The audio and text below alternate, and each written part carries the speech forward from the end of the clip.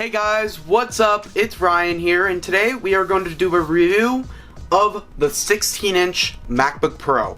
Now, the reason why I wanted to do a review of this puppy is because I got it back in December. I got it for Christmas, December 25th. So I've had it almost for 6 to 7 months now.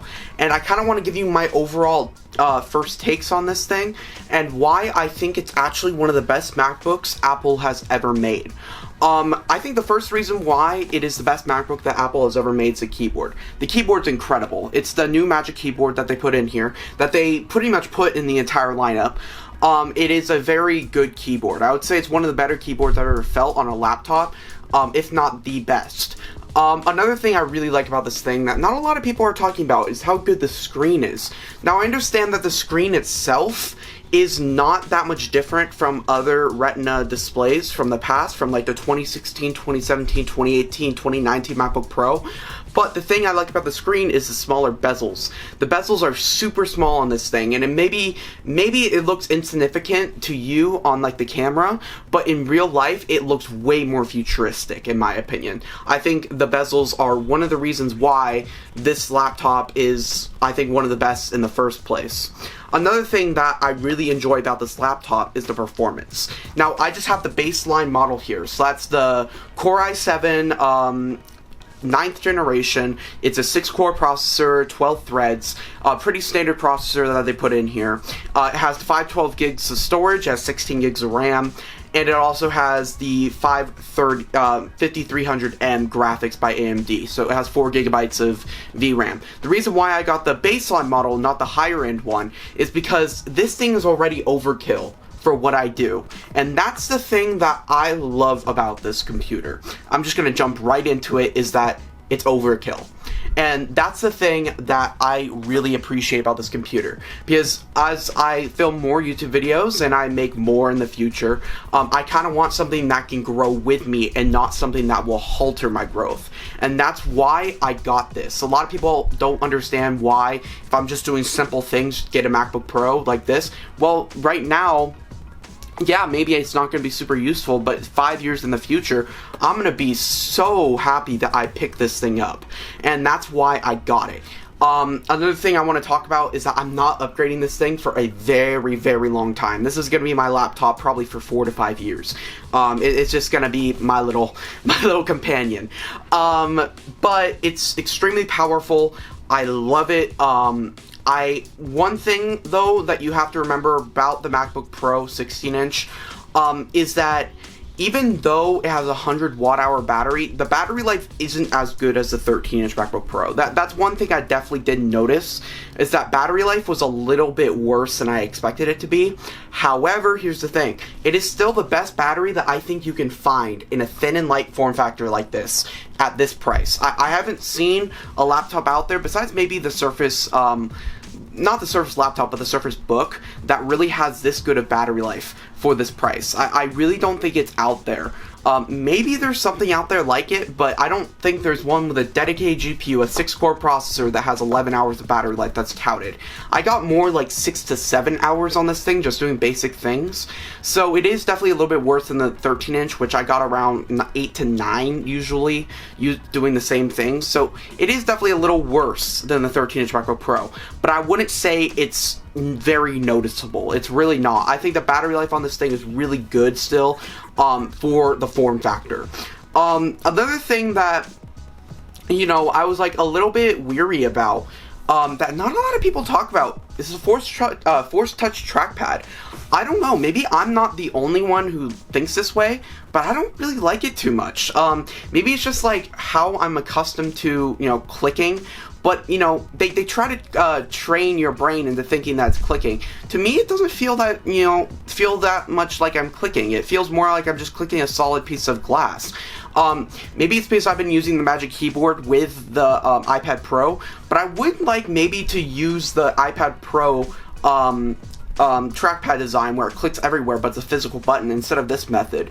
Because I feel like it's a little bit, it feels a little bit, I don't know, fake to me. Even though I think it actually feels really good for just a haptic engine, I do think that it can be improved.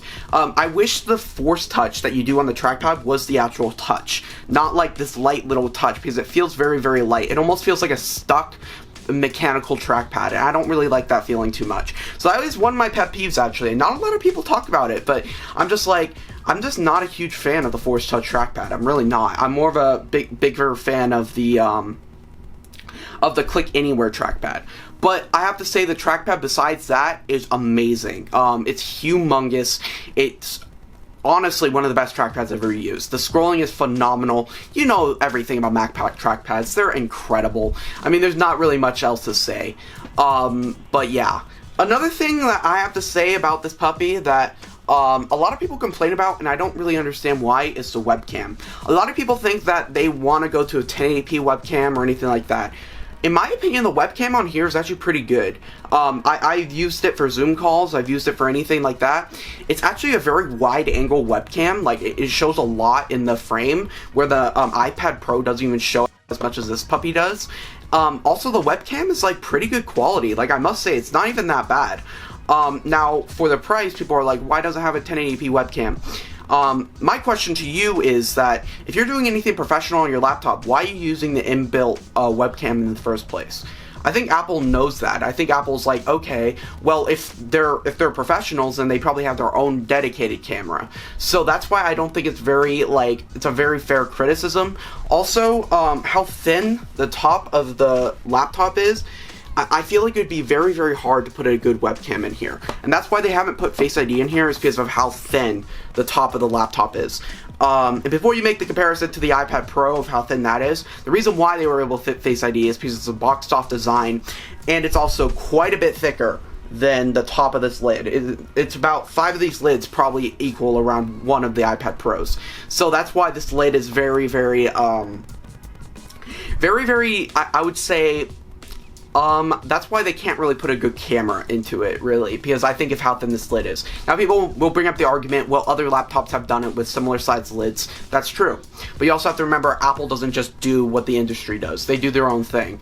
And that's what I appreciate about Apple, is that they wait for technology to develop, and then they put them in their products and make it the best. That's the one thing I really appreciate about Apple.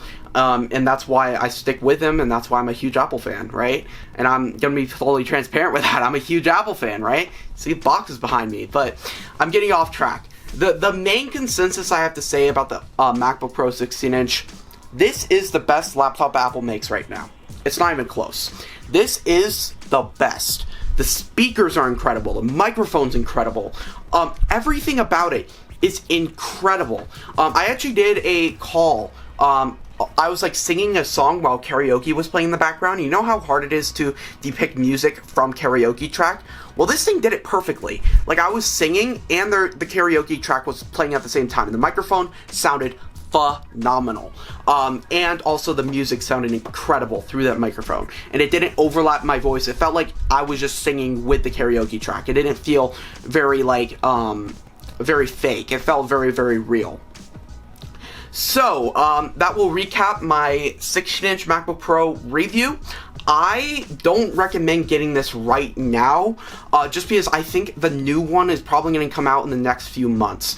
However, if you need a 16-inch MacBook Pro, I would just get it. I don't think it's that much worse than what's going to come out later this year. It's just going to have the 10th gen processors and maybe Wi-Fi 6. And that's really the only difference. I doubt they're going to bring mini LED displays to this thing yet. If they do, yay. I mean, it's going to be a little bit better.